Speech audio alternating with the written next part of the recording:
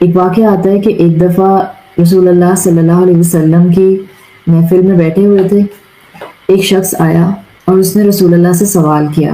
مفہوم آتا ہے اس شخص نے کہا یا رسول اللہ، یہ جو ہم لوگ بیمار ہو جاتے ہیں یا دوسری تکلیفیں اٹھاتے ہیں تو کیا اس میں ہمارے لیے ثواب ہوتا ہے؟ رسول اللہ صلی اللہ علیہ وسلم نے فرمایا ہاں، یہ جو تمہارے اوپر بیماری آتی ہے، یہ جو تم تکلیف اٹھاتے ہو، تو یہ تمہارے گناہوں کا کفارہ بن جاتی ہے.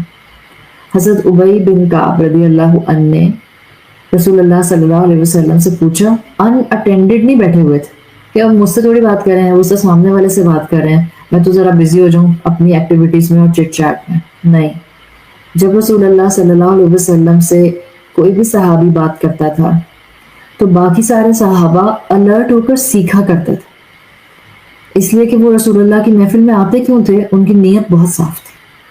وہ وہاں پر سوشل سرکل ڈیولپ کرنے کے لیے نہیں آتے تھے کہ ہماری جان پہچان ہو جائے، سلام دعا ہو جائے، ہیلو ہائے ہو جائے بہت سے لوگوں کے ساتھ. نہیں، وہ وہاں علم حاصل کرنے آتے تھے. رسول اللہ علم سکھانے آتے تھے اور صحابہ علم سیکھنے آتے تھے. جب نیتیں خالص ہوتی ہیں تو برکتیں نظر آتی ہیں.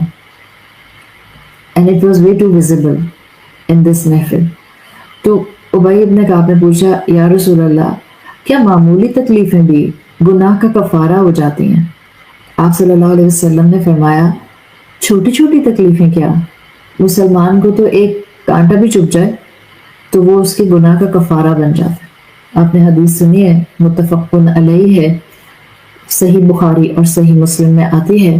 آپ نے فرمایا ما یصیب المسلم من نصب ولا وصب ولا ہم ولا حزن ولا اذن ولا غم. مسلمان کو کوئی تھکاوٹ نہیں ہوتی. امیجن تھکاوٹ کہہ رہے ہیں رسول اللہ بیماری سے پہلے، مطلب اتنی سی بھی ناگواری.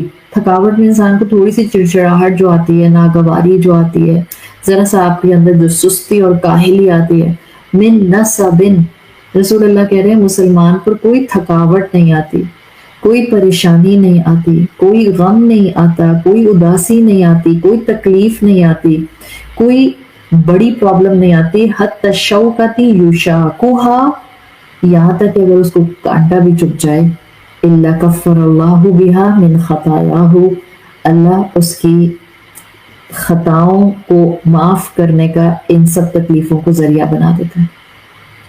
ابی ابن کعب کے لیے آتا ہے کہ یہ سن کر ان کو اتنا ایک دم سے ایمان کی فیلنگز ڈیولپ ہوئی کہ بے ساختہ ان کی زبان سے جاری ہو گیا کہ الہی میں بھی ایسی کسی نہ کسی تکلیف میں مبتلا رہا ہوں کہ جس سے مجھے یہ یقین آ جائے کہ میرے گناہ معاف ہو رہے ہیں، مگر میں اپنی نماز ہمیشہ باجماعت پڑھوں، حج کروں، جہاد کروں، عمرہ کروں اور ان سب عبادات کے قابل رہوں. حدیث سیرت لکھنے والے جو سیرت نگار ہیں وہ لکھتے ہیں کہ ابی ابن کعب کی یہ دعا قبول ہو گئی تھی، اس لیے کہ اہل سیرت اکثر اپنی کتابوں میں ابی ابن کعب کی بایوگرافی لکھتے ہوئے بتاتے ہیں کہ ابی ابن کعب نے اس کے بعد سے کہنا شروع کر دیا تھا کہ مجھے ہلکی سی حرارت رہتی ہے. حرارت لائک آپ کہتے ہیں نا 99 فیور ہو رہا ہے، اس 99 فیور. تو اس کے بعد سے کہتے ہیں مجھے ہلکی سی حرارت رہنے لگ گئی تھی، جس کو میں ہمیشہ یہ سمجھتا تھا کہ یہ میرے گناہ جھڑ رہے ہیں، میرے گناہ معاف ہو رہے ہیں. ابی ابن کعب رضی اللہ عنہ جو کہ قرآن کے قاری تھے، جو قرآن کا علم رکھتے تھے، جو قرآن کے ساتھ اپنی زندگی کو کانسٹنٹلی ٹرانسفارم کرتے تھے.